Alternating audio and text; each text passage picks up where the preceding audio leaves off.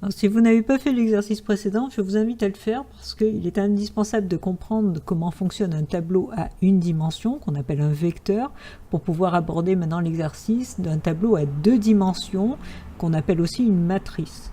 Alors, le programme doit permettre de saisir une matrice d'entiers de dimension 2 et d'afficher le déterminant. Bon, c'est un calcul mathématique, si vous ne le connaissez pas, je vais vous le donner juste en dessous. Alors une matrice de dimension 2 comporte donc deux lignes et deux colonnes. Donc cette fois-ci, vous voyez, on a deux dimensions. Pour la saisie de chaque élément de la matrice, vous devez afficher par exemple le message « Entrez la valeur de la ligne 1, colonne 2 ». Donc il faudra faire un affichage personnalisé. Attention à la manipulation des indices, la valeur de la ligne 1, colonne 2 doit être placée dans la case 0, 1 de la matrice. N'oubliez pas que les indices commencent à 0. Ça, on en a parlé déjà dans l'exercice précédent et je vous ai expliqué comment ça fonctionnait par rapport aux adresses dans la mémoire. Donc, si vous déclarez un tableau, une matrice de dimension 2, 2, donc deux lignes, deux colonnes, ça veut dire que les indices vont aller à chaque fois de 0 à 1 au niveau des lignes et au niveau des colonnes. Alors, je rappelle le calcul du déterminant. Si vous avez une matrice de ce type-là, avec A, B, C, D, le déterminant, c'est A fois D moins B fois C. Bon, le calcul n'est pas très important. Ce qui nous intéresse surtout, évidemment, c'est manipuler correctement la matrice. Donc, vous essayez de faire l'exercice et on va voir évidemment la correction. Alors, la première chose que je vais faire, c'est de déclarer la matrice. Donc, déclaration de la matrice. Alors, comment ça fonctionne? Je vous rappelle que pour déclarer un tableau, alors on précise le type des cases. Alors, je vais l'appeler matrice, mais il faut préciser aussi avec des crochets le fait que c'est un tableau. Alors attention, dans un tableau à deux dimensions, on ne peut pas se contenter juste de mettre des crochets comme ça, parce que ça c'est un vecteur, un tableau à une dimension. Il faut rajouter une virgule pour pouvoir dire, voilà, il va y avoir une valeur ici, donc on a bien deux dimensions. Vous avez compris qu'on peut s'amuser à aller beaucoup plus loin au niveau des dimensions. On peut faire à 3, 4, etc. Alors évidemment, on ne va pas s'amuser à faire d'autres dimensions, on va s'arrêter, nous, à deux dimensions.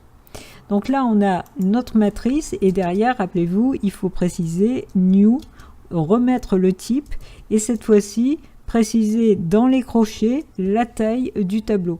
Alors la taille, là, il y a deux dimensions, donc on va dire qu'on a deux lignes et deux colonnes. Et là, on a défini donc la matrice qui est donc à deux dimensions. On va passer à la saisie des éléments dans la matrice qu'on va mémoriser. Donc saisie de la matrice. Et là, ça devient un petit peu plus intéressant parce qu'on a deux lignes et deux colonnes.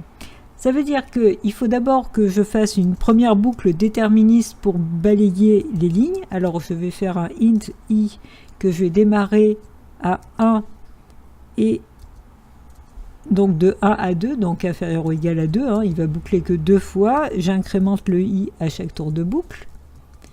Voilà. Et là, on est d'accord qu'on parcourt juste les lignes. Donc, on va boucler deux fois pour les deux lignes. Mais pour chaque ligne, j'ai besoin de parcourir les colonnes. Parce que dans chaque ligne, j'ai aussi deux cases. La case de la première colonne, la case de la deuxième colonne.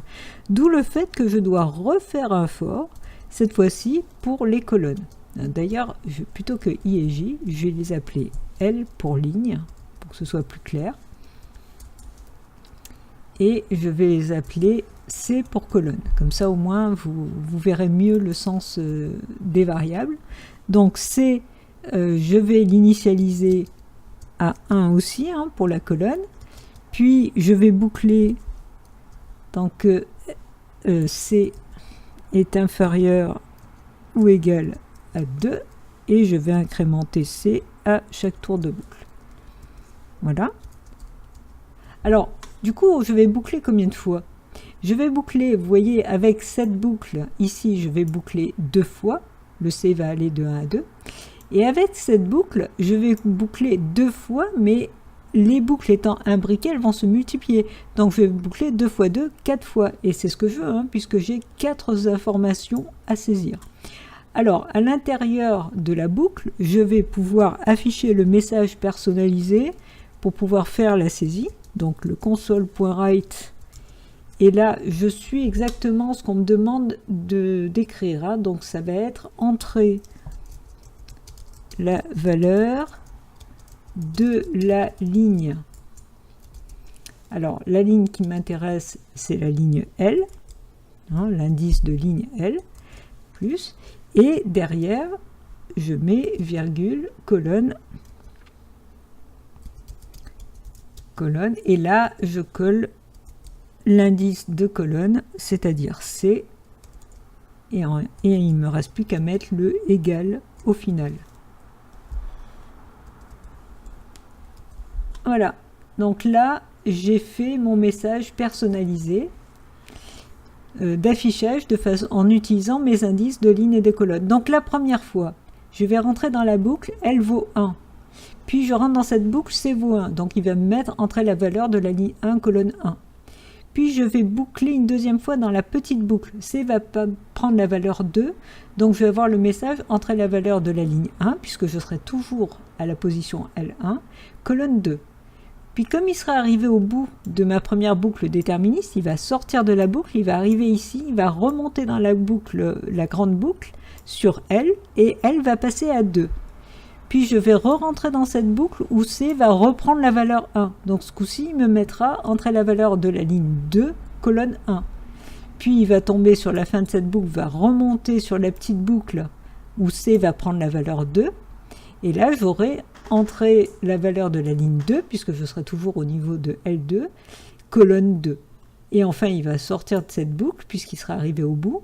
Et comme ici, il va remonter, mais L sera arrivé aussi au bout, puisqu'il aura pris la valeur 2, il sortira de la grande boucle. Donc vous voyez comment marchent ces imbrications de boucles. Alors, derrière, il faut que je fasse la saisie, donc comme d'habitude, un console.readline. Ce console.readline, il faut que je l'affecte dans une des cases de ma matrice. Donc, dans matrice, mais attention, je ne peux pas faire juste matrice égale. Alors, évidemment, d'abord, je dois parser, puisque je saisis du string et je le transforme en int. Mais matrice tout seul, évidemment, il n'est pas content, comme dans l'exercice précédent. Impossible de convertir un int en int crochet de position, puisque là c'est carrément une matrice complète. Moi ce que je veux, c'est une case précise de ma matrice. Donc entre crochets, il faut que je lui précise la case en lui mettant deux indices. Le premier indice ici, alors a priori on dirait L et C, pour mettre dans la position, dans la case L et la case LC, en précisant le numéro de ligne et le numéro de colonne. Mais attention, je vous rappelle que, comme c'est dit dans le sujet, que les indices commencent à 0. Donc là, si je mets L et C, il va mettre dans la case 1, 1, puis ensuite dans la case 2, 2, qui n'existe pas. Il faut mettre soit dans les cases 0 ou 1 à chaque fois. Ça veut dire que soit je démarre, comme dans l'exercice précédent, j'avais changé mes indices de boucle et j'avais démarré à 0 en modifiant l'affichage, soit, et là je vais faire différemment pour que vous voyez que c'est possible, soit je fais l'opération directement sur mes indices, et ça marche très bien. Donc là, la première fois quand L vaut 1 et quand C vaut 1, et bien ici je me mets dans la case 0, 0, c'est exactement ce que je veux. Puis quand je vais reboucler et que C va prendre la valeur 2, ça sera dans la case 0, 1. Et donc les cases qui vont être remplies, c'est les cases 0, 0, 0, 1, 1, 0 et 1, 1. Et ça correspond bien aux cases de ma matrice. Sortie de ces deux boucles-là, j'ai bien ma matrice remplie. Il ne me reste plus qu'à calculer le déterminant. Calcul du déterminant. Alors, je vais tout de suite déclarer une variable déterminant de type int. Et là, je vais pouvoir faire mon calcul. Alors, comment faire mon calcul de déterminant? Il est donné ici. Vous voyez, c'est AD moins BC. Donc, A, c'est la case 0, 0. Donc là, je vais mettre matrice et entre crochets de 0,0. Ensuite, il faut que je multiplie, par la case D qui est ici. Et ça, c'est la case 1, 1, ligne 1, colonne 1. Donc, je vais reprendre matrice, mais cette fois-ci, en lui mettant comme indice 1, 1.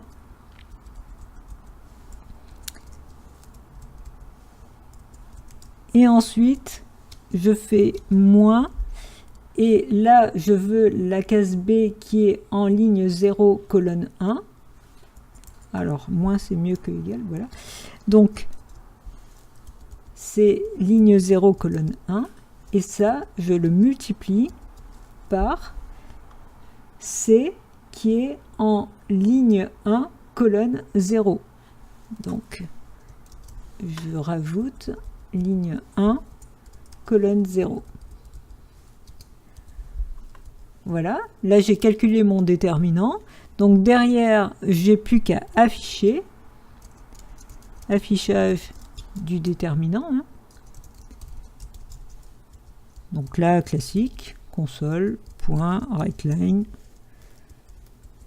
Et je vais préciser déterminant égal. Et derrière, je vais coller la variable du déterminant.